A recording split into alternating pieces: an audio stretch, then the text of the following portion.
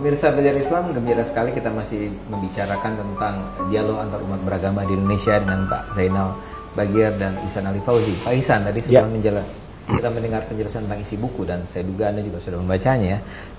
Tapi kira-kira sebetulnya seberapa penting ya melakukan dialog antar umat beragama dalam konteks Indonesia atau konteks dunia saat ini? Ya. Oh, penting sekali yang disebut dialog antar agama atau dialog intra agama ya. Salah satu kutipan yang sangat terkenal itu datang intra atau antar? Bisa antar agama, bisa intra agama juga ya.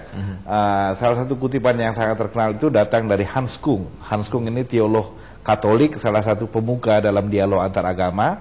Dia bilang tidak akan ada masa depan kehidupan di dunia ini tanpa ada perdamaian, dan tidak akan, kira-kira bahasa Indonesianya ya, dan tidak akan ada perdamaian tanpa ada perdamaian di antara agama-agama. Gitu. Jadi dia mengatakan tidak akan ada perdamaian kalau tidak ada perdamaian di antara agama-agama. Jadi agama sebagai sumber ketidakdamaian. Bisa dua ya, bisa dia menjadi sumber kekerasan dan dia seringkali digunakan untuk tujuan-tujuan yang isinya kekerasan dan perang gitu ya. Tapi juga pada segi yang lain agama juga bisa dimanfaatkan, digunakan untuk tujuan-tujuan untuk memperkuat perdamaian gitu. Nah, mengapa dialog itu penting? Karena esensi dari dialog itu adalah upaya untuk saling memahami satu sama lain. Jadi dialog itu bukan perdebatan. Dialog itu bukan mencari siapa yang benar dan siapa yang salah dalam satu segi, ya, tetapi memahami posisi orang-orang yang berbeda ya, dan kemudian mencari solusi yang terbaik di antara dua pihak atau berbagai pihak yang saling memiliki kepentingan yang berbeda gitu ya. Dan dialog antar agama atau intraagama seperti itu sangat penting di masyarakat-masyarakat yang plural dari segi agama. Seperti Indonesia ya? Seperti Indonesia, tetapi hampir-hampir sebenarnya semua masyarakat di dunia ini kan pada kenyataannya plural dari berbagai segi. Maksud saya di agama di Indonesia misalnya ada berbagai agama ya, untuk tidak menyebut misalnya agama lokal yang seringkali tidak dianggap sebagai agama resmi. Toh agama resmi yang kita akui hanya diakui oleh negara ini hanya 6 misalnya kan. Tapi 6 saja kan tidak bisa kita sebut hanya, itu sudah cukup banyak ya. Apalagi kalau ditambah dengan agama-agama lokal, aliran yang seringkali disebut sebagai aliran kepercayaan dulu di masa Orde Baru dan seterusnya ya. Nah, dialog gunanya adalah untuk memahami posisi masing-masing dan mencari solusi terbaik untuk mencapai kepentingan bersama secara rukun dan damai gitu. Karena kalau tidak ada kerukunan dan kedamaian ya nggak bisa hidup dengan enak kita gitu. Jadi itu fungsinya dialog gitu. Tapi kalau begitu memang ada asumsi bahwa Anda mengatakan kan perlu ada dialog agar orang saling memahami gitu ya. Itu kan asumsinya adalah bahwa sebenarnya itu menjadi perlu dilakukan karena ada ketegangan. Betul. Perbedaan itu hal yang sangat lumrah dalam kehidupan manusia toh. Jangankan menyangkut agama, menyangkut Anda mau minum kopi dan saya mau minum teh misalnya, itu kita sudah berbeda sebenarnya kan. Kita nggak akan konflik hanya untuk betul ya. Nah, kalau untuk urusan teh atau kopi kita makan nasi padang atau gado-gado, siang ini kita mungkin mudah menyesuaikan diri.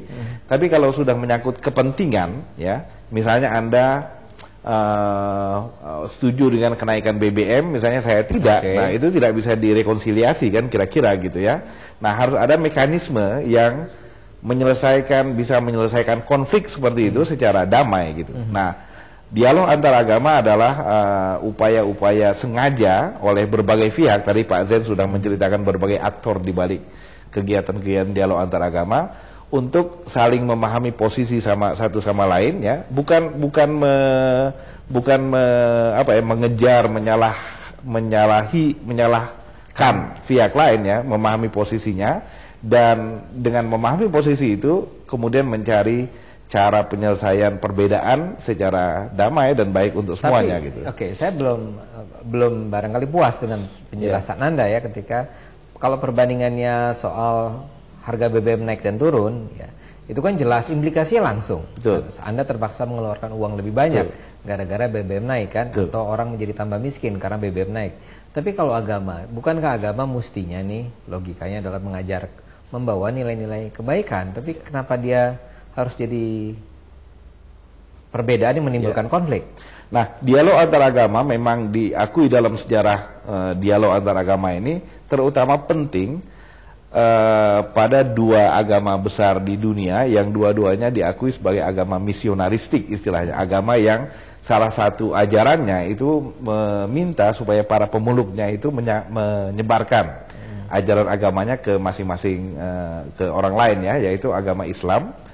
Ada kewajiban kan di dalam agama Islam untuk kita menyebarkan ayat misalnya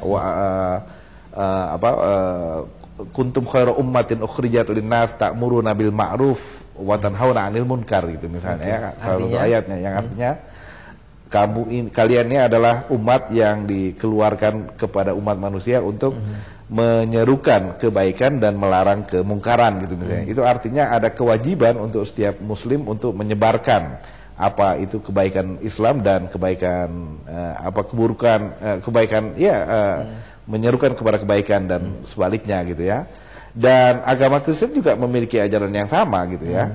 Salah satu statement yang paling kuat misalnya adalah tidak ada keselamatan misalnya di hari akhirat nanti, di hari kelak nanti itu kecuali di bawah Yesus Kristus misalnya gitu. Artinya yang disampaikan melalui agama Kristen gitu.